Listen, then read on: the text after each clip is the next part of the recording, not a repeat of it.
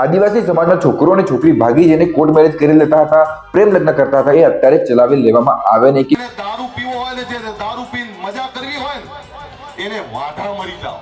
અત્યારે ઠાકોર સમાજનું જે મહાસંમેલન ભેગું થયું હતું, સમાજના શિક્ષણ તરફ, વ્યસન મુક્તિ તરફ આગળ લઈ જવા માટે જે મોટી પહેલ કરવામાં આવી છે, એમાં કયા એવા રીત રિવાજો છે જે બદલી કરીને નવા રીત રિવાજો બનાવવામાં આવે છે, એ હું તમારી જોડે શેર કરું છું, જેનાથી આદિવાસી સમાજમાં કયા રીત રિવાજો છે એ ચેન્જ કરીને આપણે નવા રીત રિવાજો બનાવી શકાય, એનો આપણે આઈડિયા મળી શકશે. સગાઈ આપણે જ્યારે કરીએ છીએ ત્યારે 21 માણસોને લઈ જવાની, પરિવારથી વધુ માણસોને આમંત્રણ નહીં આપવાનું, અને ઓઢમણી જે પ્રથા આપણે કરીએ છીએ, ઓઢમણી પ્રથાનો સદંતર બંધ કરવામાં આવે છે. આપણે જ્યારે લગ્ન થાય ત્યારે મોંઘી મોંઘી પત્રિકાઓ છપાવીને ઘર દીઠ આપવાનો રિવાજ હતો, તો મોંઘી પત્રિકાઓ પણ બંધ કરવામાં આવી છે. એની જગ્યાએ સાદી પત્રિકાઓ અને ઘર દીઠ આપવાની જે પ્રથા હતી એ પણ મોબાઈલથી પણ એનો મેસેજ આપીને પણ આપણે આમંત્રણ આપી શકીએ છીએ. જાનમાં 11 થી વધુ ગાડીઓ નહીં લઈ જવાની, એના પછી ડીજે લઈને જતા હતા, ડીજેના પર પણ પ્રતિબંધ લાવવામાં આવે છે.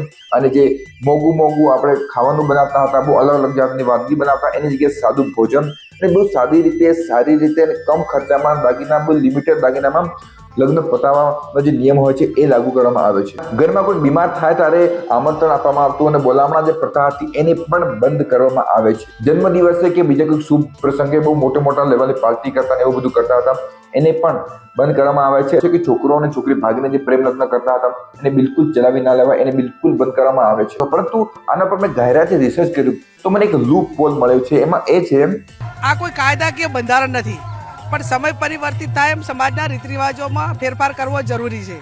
કે આપણે બંધારણ 21 ના અંદર એમ કહેવામાં આવેલું છે કે છોકરો અને છોકરી પોતપોતાની મરજીથી પોતાનો જીવન સાથી પસંદ કરી શકે છે, અને જે પરિવાર છે, આપણું જીવન છે, આપણી રીતે ગૌરવની રીતે જીવી શકીએ છીએ, કોઈને નુકસાન પહોંચાડ્યા વગર.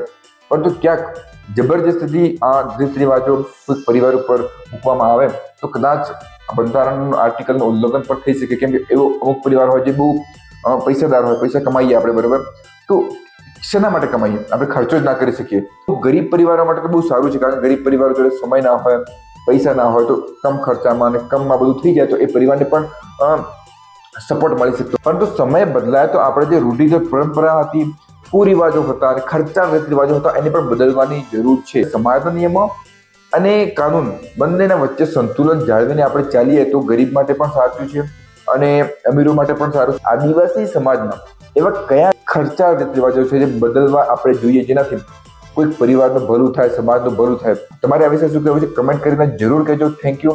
જય હિન્દ, જય જોહાર.